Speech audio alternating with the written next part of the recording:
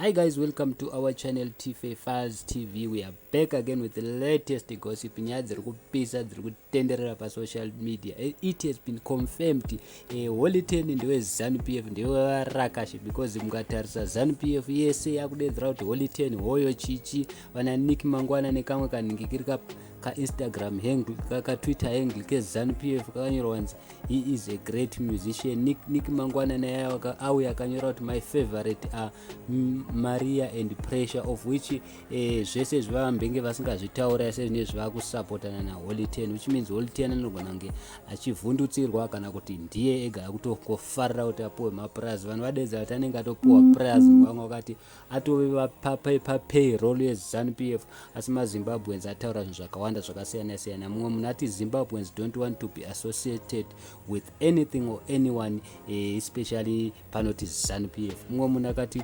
kuchekeresa mujaya, he is good though, but his big mouth will let him down. Mumwe munhu akati he can't fool us, he can't fool everyone. Mumwe munhu akati ibhozvo is the best, vanotora zvevapfupi nekureba. Mumwe munhu akati saka ndimi mukutuma mujaya nhai imi vanhu veZANUPF. Mumwe munhu akati musicians be musicians, why capture them and force them to bend to your agendas? Mumwe munhu adedzera kudaro. Mumwe munhu akati chipikiri chekupedzisira pabhokisi icho chabaya, vachireva kuti vakudedzera manje vanhu vezanu kuti tavepo isusu. Mumwe munhu akati zvadhakwa vabereki. Mumwe munhu akati mazofunga kumupedzisa pachena naye vanhu veZANUPF. Mumwe munhu akauya akati muchakasekerera iko kachitopera. Mumwe munhu akati this is no longer propaganda, is just a petty little man who enjoys fueling division among people. In your eyes everything is politic. Ezvo muri kutokanganisa. Mumwe munhu akati nekukura kwawakaita unotopindirawo zvisina basa kudai muri serious here imimi baba imi vanonzi Nick Mangwana.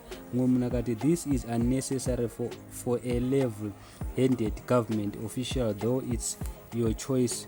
Young Holiday should learn to choose words, especially referring to fellow artists. Why you hardly use hate speech on each other?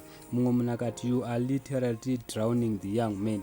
Mumwe munhu akati Nick Mangwana ari kutotanda bhosvo sekutamba sekuseka. Mumwe munhu akati I think my thoughts may be right, I am correct, Holiday is being backed up by ZANUPF. Mumwe munhu akati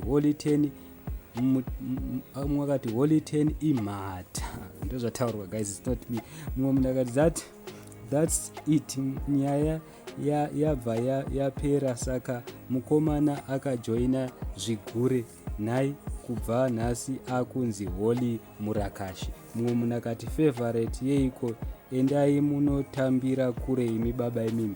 Mumwe munhu akati Lord, the moment ZANUPF claps comes to your defense or saying exactly your words, that means you would be lost the masses, unenge watopera. Mumwe munhu akati ndimi henyu mafunga kumupedzisa pachena necareer yake. Mumwe munhu akati mhata mujaya wenyu yamuri kutaura nezvake. Mumwe munhu akati asi mamupa prazi naye. Mumwe munhu akati ZANUPF inokupedza sekutamba. Mumwe munhu akati ave papayroll yeZANUPF. Mumwe munhu akati mufana ashandiswa uyu zvake. So ndo nyaya yangataura naye guys.